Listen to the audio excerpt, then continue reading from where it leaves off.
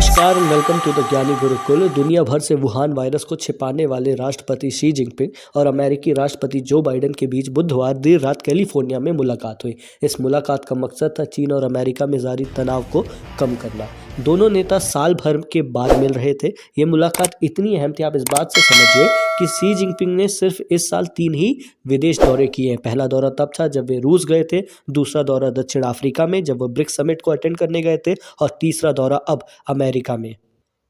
दोनों ही राष्ट्र अध्यक्षों की यह मुलाकात एशिया पैसिफिक इकोनॉमिक कोऑपरेशन की जो मीटिंग होने वाली है उससे पूर्व हो रही है।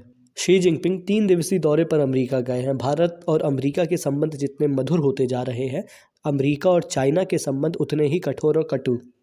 मीटिंग के दौरान भी दोनों ही देशों में मतभेद साफ साफ दिखाई दिए।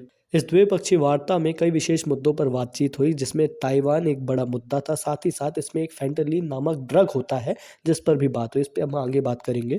चाइना और अमेरिका आज वैश्विक स्तर पर एक दूसरे को प्रतिद्वंदी के रूप में देख रहे हैं। जहां पर अमेरिका स्थापित सुपर पावर है, चाइना एम्बिशियस सुपर पावर बनना चाह रहा है। अमेरिका ने इस बात पर जोर दिया कि वह वन चाइना पॉलिसी को मानते हैं, पर इसका मतलब यह नहीं कि वो ताइवान की जो स्वतंत्रता है, स्वाधीनता, उस पर विश्वास नहीं करते। इस कारण से वे चाहेंगे कि चाइना उनके डेमोक्रेटिक प्रोसेस की रिस्पेक्ट करे और ताइवान को शांतिपूर्ण तरीके से रहने दे। इस पर जवाब देते हुए चाइना ने कहा, अमेरिका ताइवान को हथियार देना बंद करे, हम ताइवान को चीन में मिलाकर ही रहेंगे।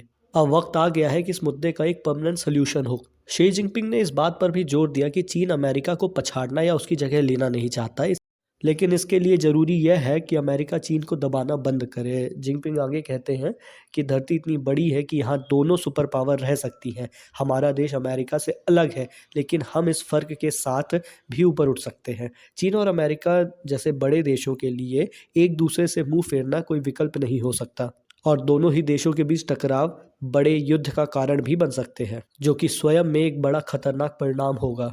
अमेरिका में ड्रग्स की बहुत बड़ी प्रॉब्लम है। इस विषय पर हम सभी को पता है। ढेर सारी वेब सीरीज बन चुकी हैं इस विषय पर, जैसे पाब्लो एस्कोबार की बनी थी नार्कोस, लेजेंडरी ब्रेकिंग बैड जिसमें वॉल्टर वाइट और जेसी पिंकमैन था। हाल ही दिनों में अमेरिका में एक नया ड्रग आ गया जिसे फेंटनिल ड्रग कहा जाता है। इसे ज़ॉम्बी ड्रग भी कहा जाता है। आज अमेरिका में फेंटनिल ड्रग के इस्तेमाल से हर साल 70,000 से ज़्यादा लोगों की मौत हो जाती है। इस ड्रग का खासा असर आपको जो अमेरिका के सदर्न स्टेट्स है वहाँ देखने को मिल जाएगा।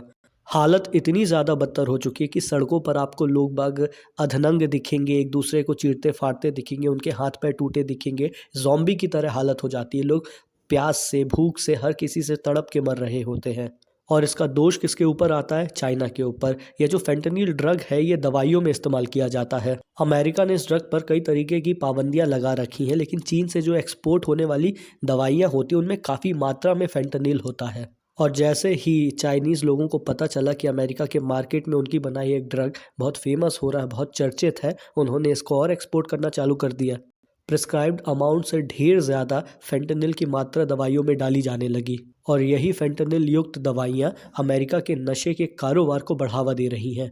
दोनों ही मुल्कों के बीच इस विषय पर चर्चा हुई, और अमेरिका के जो प्रेसिडेंट है जो बाइडेन, उन्होंने घोषणा भी की कि चीन फेंटनिल ड्रग के प्रोडक्शन पर कंट्रोल करेगा।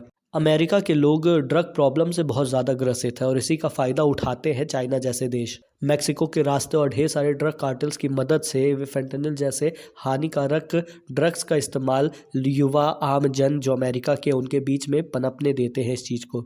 किसी बहुत ही समझदार व्यक्ति ने कहा है कि अगर आपको किसी देश को खराब करना है तो आप उस देश के नौजवानों को कुपोषित कर दें, उन्हें किसी नशे की आदत में डाल दें और उन्हें पागल कर दें। आप अपने आप बड़ी जंग जीते जाएंगे। अमेरिका और चीन के बीच में यही एक जंग लगी हुई है। चीन ने यह कार्य भारत के साथ भी करने का बड़ा प्रयास किया है।